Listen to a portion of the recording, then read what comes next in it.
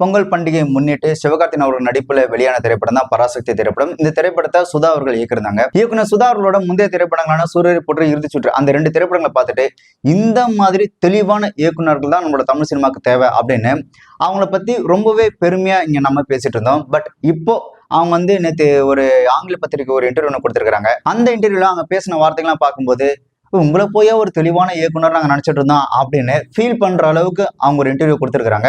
அதுக்கு மிக முக்கிய காரணம் என்ன அப்படின்னு பாத்தீங்கன்னா, இந்த பொங்கலை முன்னிட்டு வெளியான அவங்களுடைய இயக்கத்துல வந்த பராசக்தி திரைப்படம், பொங்கலுக்கு முன்னாடியே பொங்கலை முன்னிட்டு வந்த ஒரு திரைப்படம் டிசாஸ்டர் ஆனதுனால அவங்க என்ன பேசுறது அப்படின்னு தெரியாம புலம்பி தள்ளிட்டு இருக்காங்க. ஏன்னா அவங்க இந்த பராசக்தி திரைப்படத்தை எடுக்கும்போது அவங்க ரிலீஸ் டைம்ல அவங்களோட கனவுன்றதே பயங்கரமா இருந்து, நமக்கு ஆளுங்கட்சியோட ஒரு மிகப்பெரிய ஒரு சப்போர்ட் இருக்கு.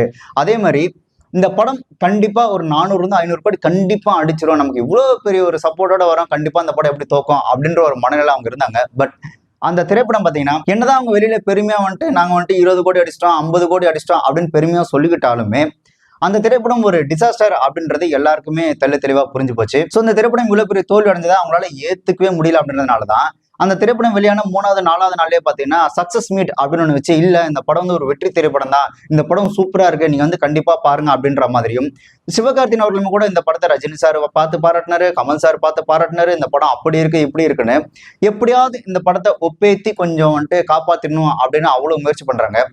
இதோட விளைவுதான் அவங்க பேசின அந்த வார்த்தைகள் அப்படின்றது. பராசக்தி திரைப்படத்தோட தோல்விக்கு பல காரணங்கள்ல மிக முக்கியமான ஒரு காரணம், இந்த ஆளுங்கட்சி சப்போர்ட் இருக்கு அப்படின்ற தைரியத்துல நாங்க தான் பெரிய திரைப்படம், நாங்க என்னெல்லாம் பண்றோம் பாருங்க அப்படின்ற மாதிரி இவங்க பண்ண அந்த போலியான பிம்பங்கள் கொண்ட அந்த ப்ரொமோஷன், அவங்க பண்ண அந்த போலியான ப்ரொமோஷன் தான் அந்த படத்துக்கு ஒரு மிகப்பெரிய பேக்ராப் ஆயிடுச்சு. அதோட அப்டேட்டான விஷயம் தான் படம் ரிலீஸ் ஆகி 3வது நாளே இந்த மாதிரி சக்சஸ் மீட் கொண்டாடுறது. இந்த மாதிரி போலியான சக்சஸ் மீட் கொண்டாடுறது அப்படின்றது அதுவே ஒரு பெரிய அசிங்கம் தான் ஒரு திரைப்படத்துக்கு. இந்த வீக் மேப்பிஃபை பொங்கல் காம்போ ஆஃபர் பார்த்துடலாமா?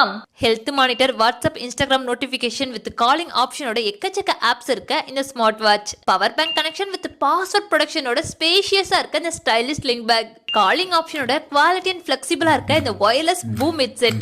இந்த ப்ராடக்ட்ஸ்லாம் மற்ற வெப்சைட்ல மொத்தமா வாங்கலாம்னு பாத்தீங்கன்னா 2000 கபோ ஆகும். ஆனா இது எல்லாத்தையும் ஜஸ்ட் 999க்கு நம்ம மேப்பிஃபைல பொங்கல் ஆஃபர்ல தரோம். இந்த காம்போ உங்களுக்கும் வேணும்னா பொங்கல்னு கமெண்ட் பண்ணுங்க, நான் உங்களுக்கு டிஎம் பண்றேன்.